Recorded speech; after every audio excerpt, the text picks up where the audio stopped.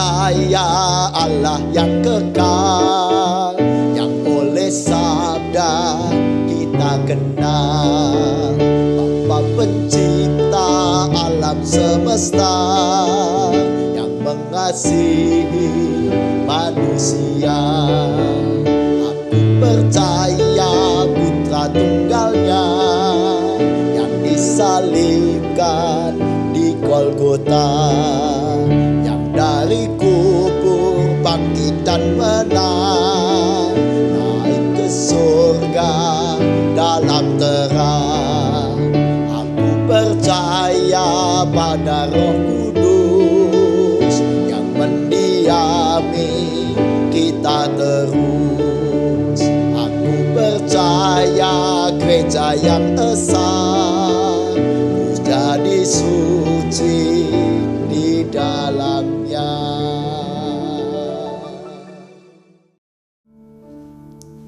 Shalom jemaat Tuhan yang terkasih, kita berjumpa kembali dalam ibadah Innovative Generation. Sebelum kita memulai ibadah, mari bersama-sama kita mengatakan pertolongan kita adalah di dalam nama Tuhan yang menjadikan langit dan bumi.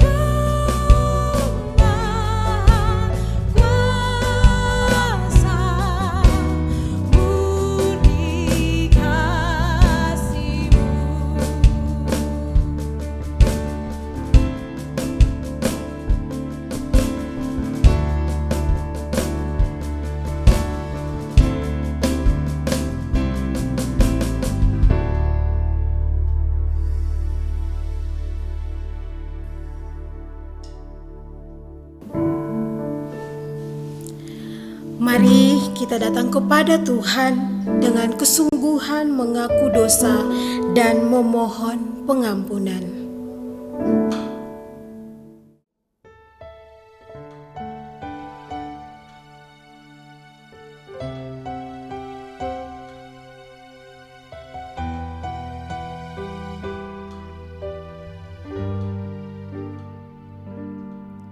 Sejauh timur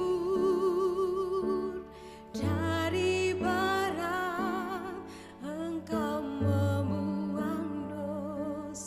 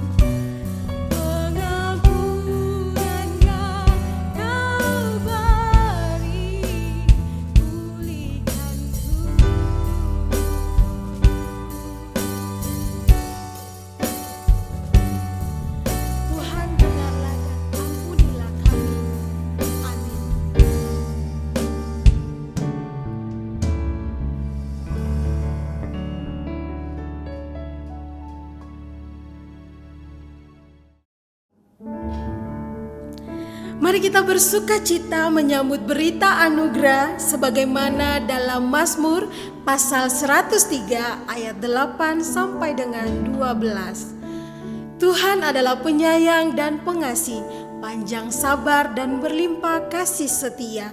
Tidak selalu Ia menuntut dan tidak untuk selama-lamanya Ia menendam. Tidak dilakukannya kepada kita setimpal dengan dosa kita, dan tidak dibalasnya kepada kita setimpal dengan kesalahan kita. Tetapi setinggi langit di atas bumi, demikian besarnya kasih setianya atas orang-orang yang takut akan Dia. Sejauh timur dari barat, demikian dijauhkannya daripada kita pelanggaran kita.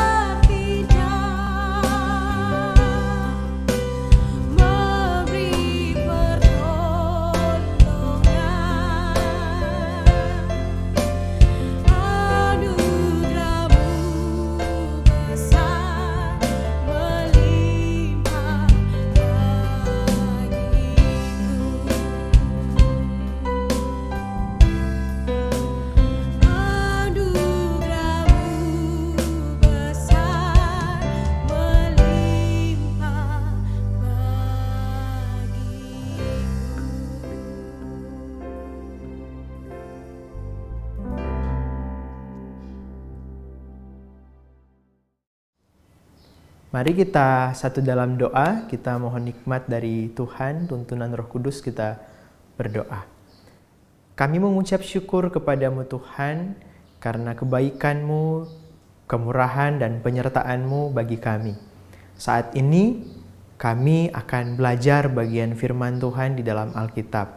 Roh Kudus dalam segala kebenaran, hikmat dan pengertian menolong kami agar kami dimampukan untuk mengerti bagian firman Tuhan yang akan kami pelajari di saat ini. Terima kasih ya Tuhan, tuntun dan kuduskan kami semuanya.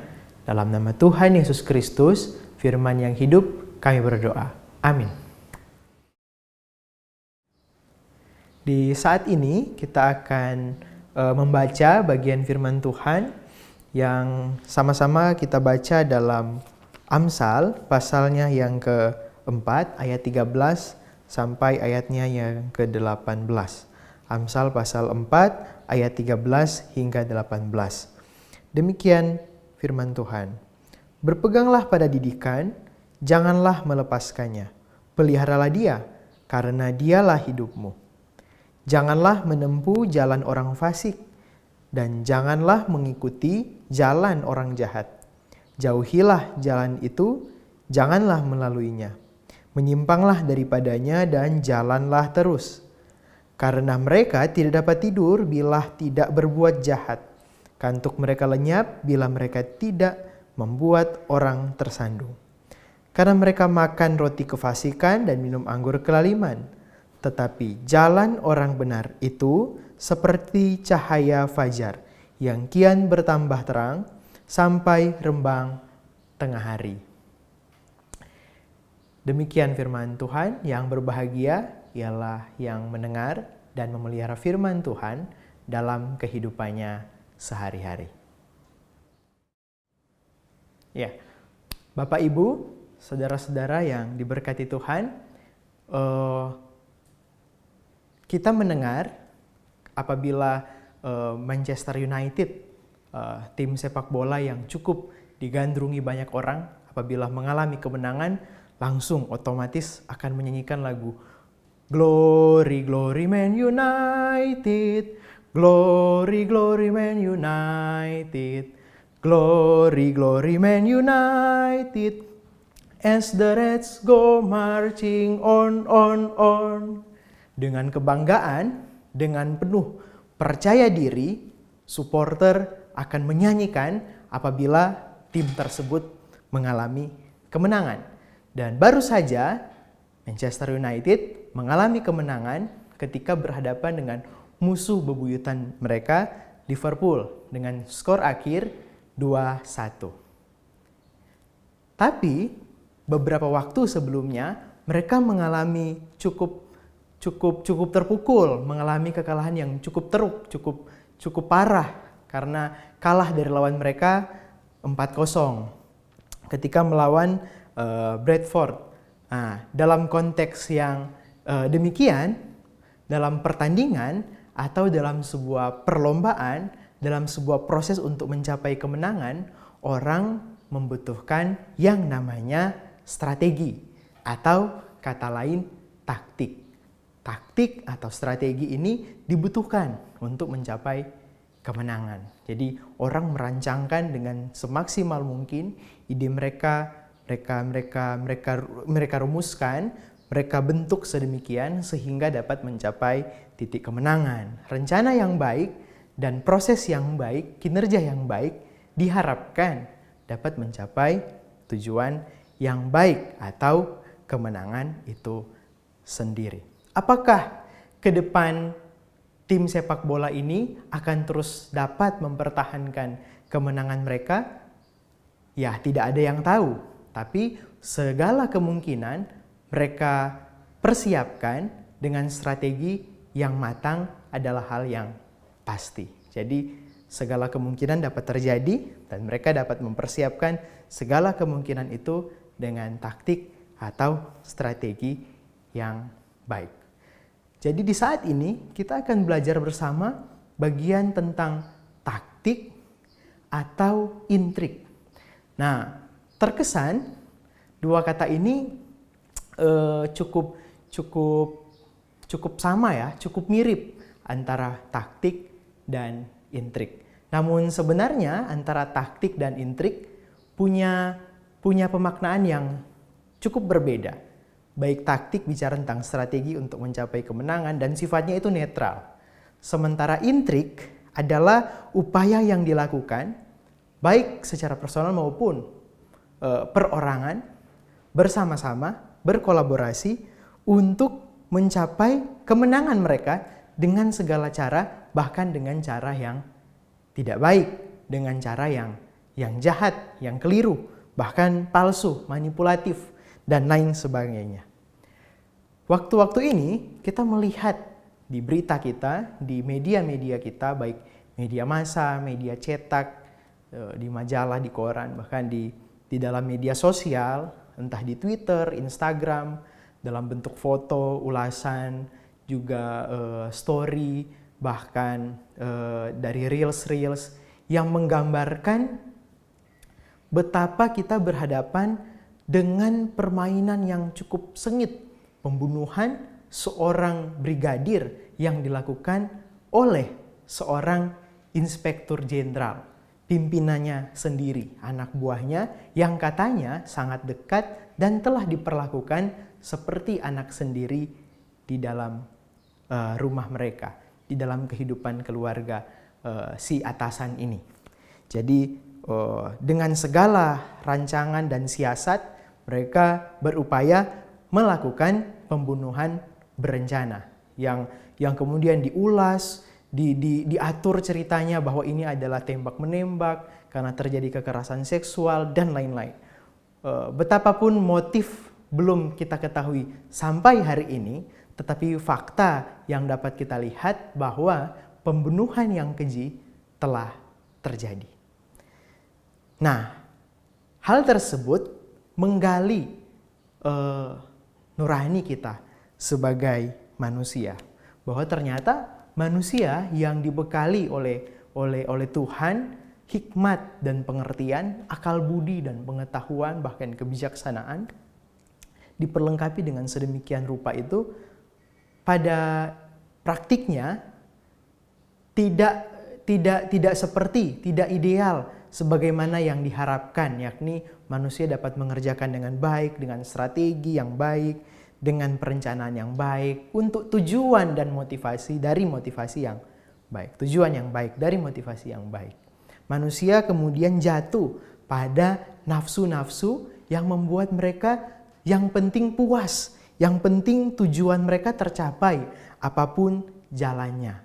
Sekalipun dapat mengorbankan diri mereka sendiri, mengorbankan orang di sekitar mereka, bahkan orang-orang yang sebenarnya mereka kasihi.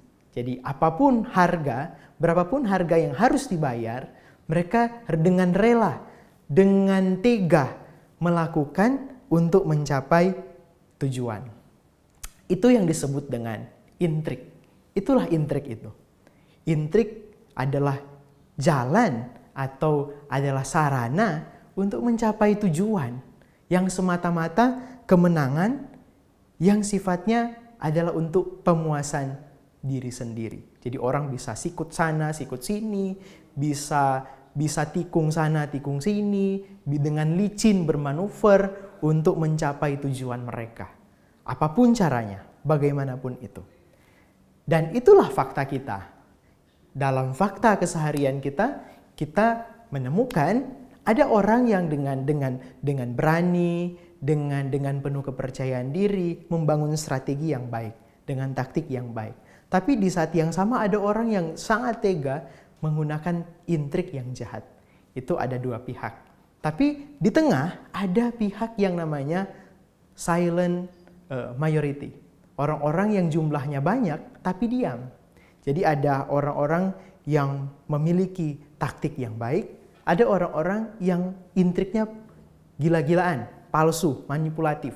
Tapi ada di tengah yang menyaksikan itu adalah orang-orang yang banyak, mayoritas, tapi diam, senyap, bahkan merasa tidak perlu terlibat, tidak perlu ikut campur, dan tidak perlu menambah masalah. Jadi ada orang yang di tengah. Sampai kapan orang yang ada di tengah, orang silent majority ini ada di tengah ini bertahan? Opini mereka tentu dapat ditarik ke kiri dan ke kanan.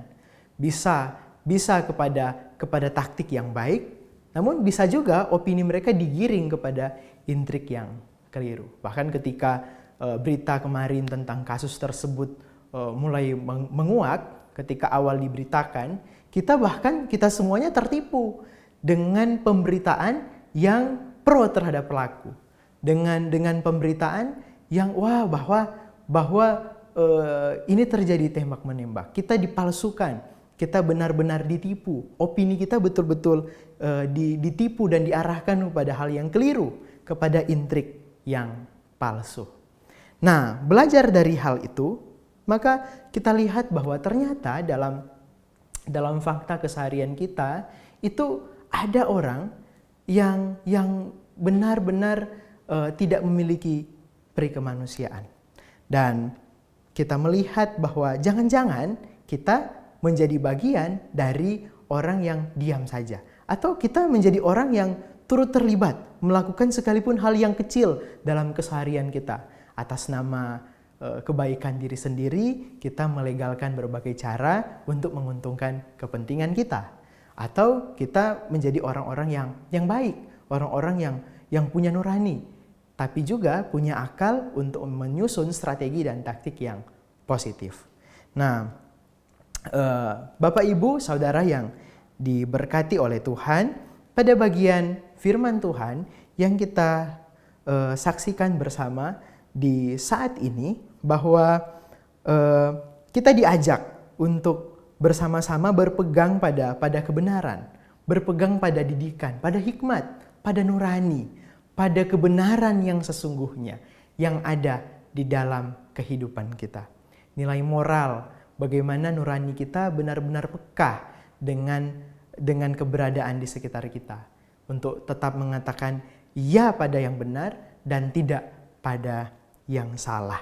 Kita diajak untuk benar-benar mau menggunakan waktu yang ada untuk tunggu sebentar di tengah berbagai hiruk pikuk, berbagai keadaan dan berbagai tipuan di luar sana. Kita tunggu sebentar dan kita dengan strategi yang tepat menentukan langkah apa yang harus kita lakukan secara benar dan sehat, dan tentu berdampak baik tidak hanya bagi kita tapi juga bagi orang lain. Karena apabila kita salah dalam mengambil keputusan, tentu kita harus bertanggung jawab dengan keputusan dan langkah yang kita ambil. Ada orang yang senang sekali kalau dia melihat orang lain kesulitan. Susah melihat orang senang, namun senang melihat orang susah. Jadi dibilang manusia, tetapi kehidupannya benar-benar tidak manusiawi. Tidak memiliki kepekaan yang benar, yang lurus, lihai, cerdik dalam menentukan intrik, namun dengan taktik, tidak memperhatikan taktik dan strategi yang tepat. Kita diajak untuk benar-benar mau melangkah, mau maju bersama dengan penuh kepekaan, dengan penuh kesadaran diri, mencapai tujuan yang baik, tujuan yang bermanfaat, tidak hanya bagi kita, tapi bagi kehidupan orang lain. Baik dalam lingkungan keluarga, dalam lingkungan pekerjaan, atau bahkan kita yang sedang dalam pendidikan, di sekolah, dalam perkuliahan, benar-benar kita menggunakan kesempatan yang diberikan itu dengan strategi yang baik. Strategi yang positif, yang dapat berdampak baik, tidak hanya bagi kita, tapi bagi orang lain. Tidak boleh menghalalkan berbagai cara untuk mencapai tujuan. Nah, tujuan tidak dapat membenarkan proses. Jadi atas nama tujuan, orang berbagai cara dilakukan. Entah di dalam lingkungan perkuliahan, dalam lingkungan proses belajar, untuk mencapai tujuan nilai yang sempurna, orang bisa nyontek, bisa melakukan cara-cara yang tidak baik, bisa plagiat dan tidak jujur dalam mempertanggungjawabkan ilmu pengetahuan yang dipelajari.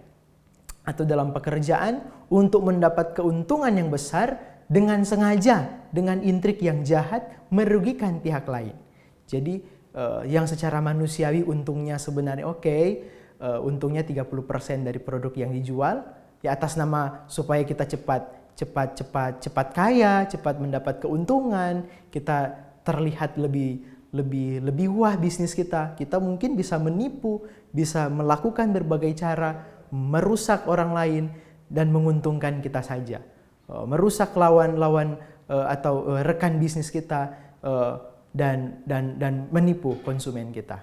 Mungkin saja kita dapat melakukan itu, atau dalam kehidupan keluarga antara suami dan istri dengan intrik dan berbagai taktik bisa saling menipu, saling mendustai, tidak ada kepercayaan.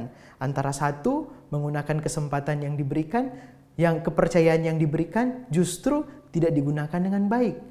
Dia tidak menggunakan kesempatan dan tanggung jawab, entah sebagai suami, sebagai istri dalam kehidupan rumah tangga.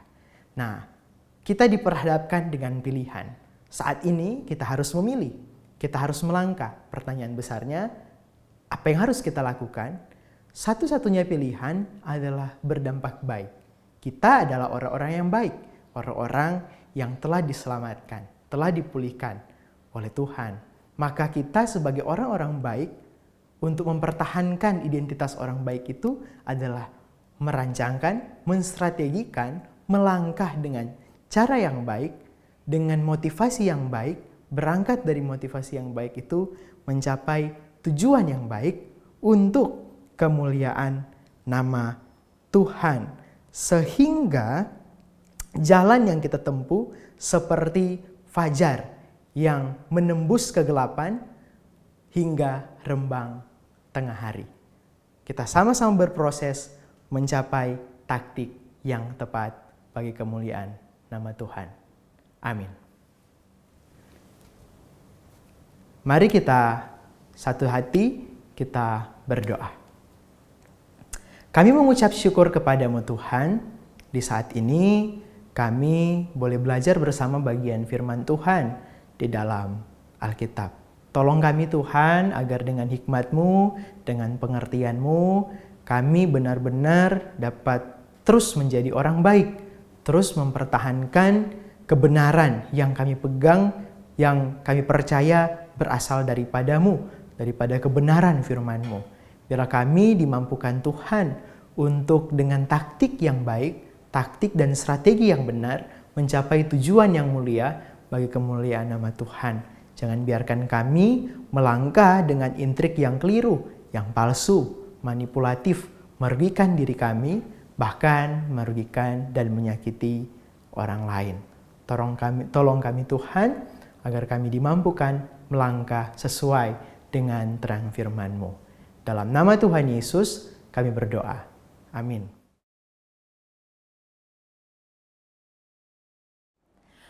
Bapak, Ibu, dan Saudara yang terkasih, mari kita berdoa. Bapa kami yang bertahta di kerajaan surga, puji syukur ya Tuhan karena pada ibadah pada hari ini kami dapat bersekutu dengan saudara-saudara kami dimanapun berada. Kami pada saat ini berdoa untuk pemerintah dan negara kami. Kiranya Tuhan berkati pemerintah dan negara kami dengan segala permasalahan yang ada, baik sosial, ekonomi maupun budaya. Kiranya Tuhan sertai Bapak Jokowi dalam memimpin negara ini, sehingga negara ini tetap sejahtera di dalam perlindungan tangan kasih-Mu saja. Bapa, kami juga berdoa untuk gereja kami di dalam pelayanan pada saat-saat ini penuh pergumulan ya Tuhan, di mana gereja kami harus menangani segala permasalahan yang ada di jemaat ini, baik di dalam orang-orang yang sakit. Kiranya Tuhan berkati dengan programnya Tetulung, yang dimana untuk memberikan pertolongan bagi mereka yang membutuhkan. Kiranya Tuhan sertai sehingga program ini dapat tercapai tujuannya.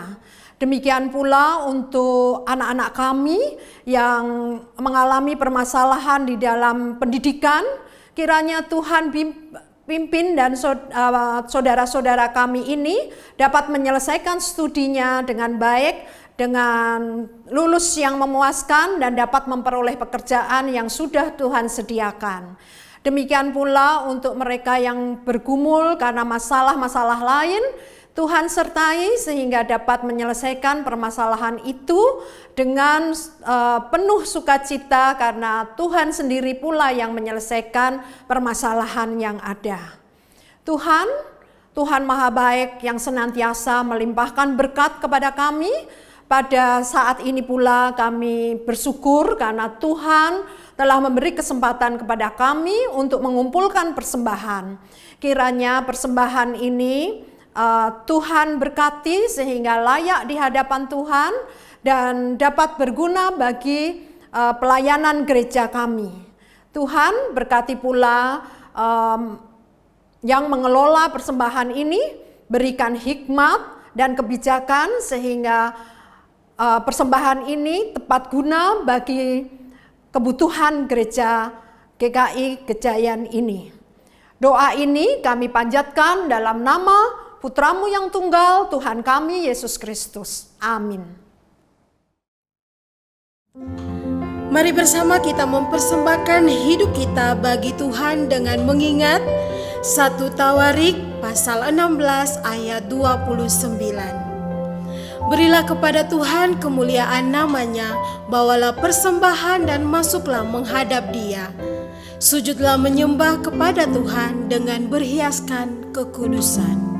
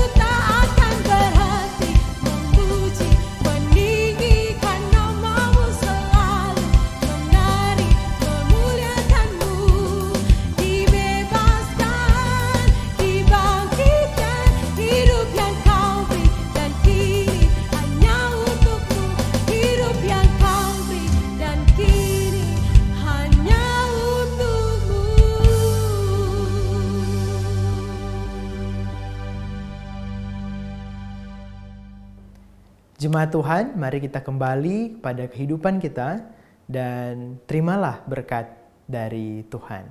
Kasih karunia dan damai sejahtera dari Allah Bapa, Tuhan kita Yesus Kristus, dan dengan perantaraan Roh Kudus menyertai kita untuk melakukan kebenarannya dari sekarang hingga selama-lamanya. Amin.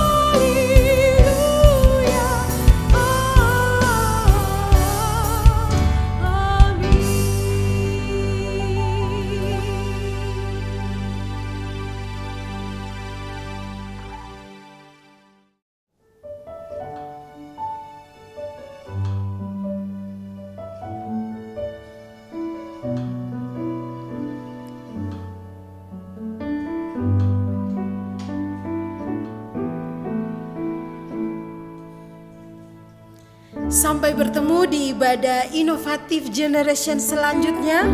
Tetap semangat di dalam Tuhan. Tuhan Yesus memberkati.